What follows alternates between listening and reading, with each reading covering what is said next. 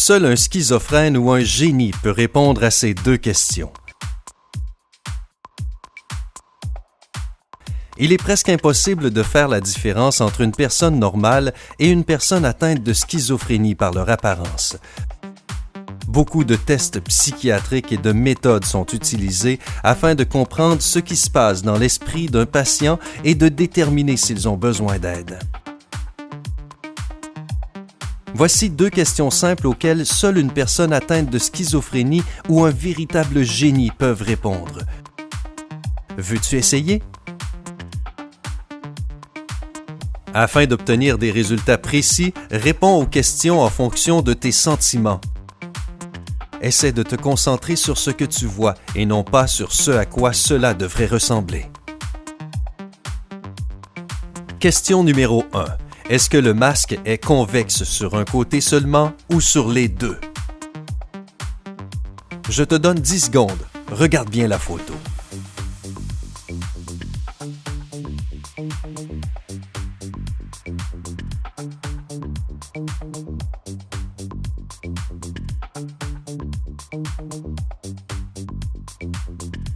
OK, maintenant, question numéro 2. Est-ce que le masque tourne dans une seule direction ou dans les deux? Tu as à nouveau 10 secondes.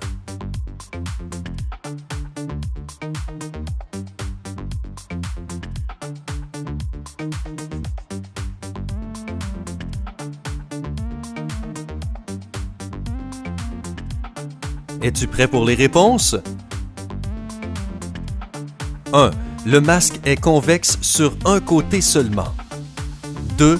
Le masque tourne vers la droite. Voyons voir qui tu es, un fou ou un génie.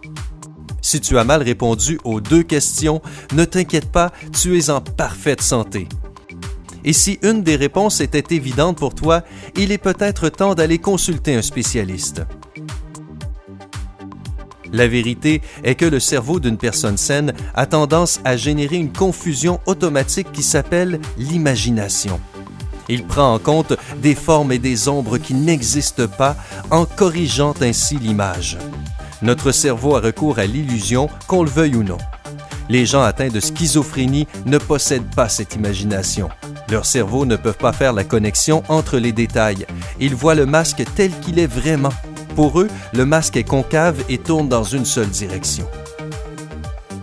Comment se différencient les génies? La schizophrénie et le génie intellectuel ne diffèrent pas tant que cela. Cependant, il est possible de les distinguer. Les personnalités des génies possèdent deux types de pensée, celle d'une personne en bonne santé, mais aussi celle d'une personne schizophrène. Et ces personnes peuvent alterner ces types de pensée. Elles aperçoivent l'illusion de la même façon qu'une personne normale la voit, mais elles remarquent immédiatement le piège. Si elles le souhaitent, leurs cerveaux peuvent arrêter de voir la supercherie. Nous avons aussi préparé pour toi un petit bonus, un test rapide de QI qui peut déterminer ton intellect. En 2016, des recherches menées par des psychologues évolutionnistes ont examiné la façon dont la densité de population affecte un individu. Il a été découvert que les personnes avec un QI élevé possèdent des caractéristiques similaires. Voici deux questions qui t'aideront à savoir si tu fais partie de ces personnes. Cependant, garde à l'esprit que ce test est totalement subjectif. Voici la première question. Pourrais-tu vivre dans un quartier extrêmement peuplé d'une grande ville? Il y a deux options. 1. Non, la foule me stresse. 2. Cela ne me dérangerait pas, je me sentirais à la maison. Réfléchis pendant quelques secondes, choisis une option et écris-la ou rappelle-toi de la réponse. Maintenant, question 2. Te sens-tu triste ou seul et ressens-tu des symptômes de privation si tu es constamment avec tes amis? Tu dois choisir une réponse. 1. Plus ou moins. 2. Pas vraiment.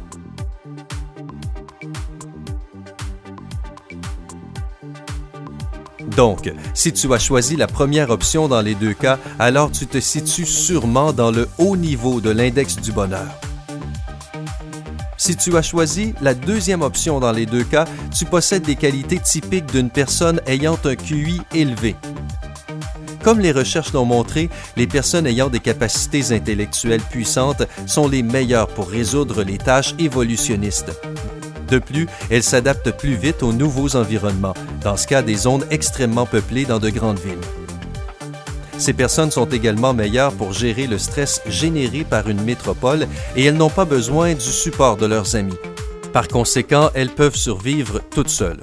Si tu as choisi différentes options, alors tu as sûrement trouvé un juste milieu entre le bonheur et l'intelligence. As-tu essayé ces tests simples? Es-tu d'accord avec les résultats? Partage tes pensées dans les commentaires. N'oublie pas d'appuyer sur « J'aime » sous la vidéo et de t'abonner afin de faire partie de la communauté Sympa.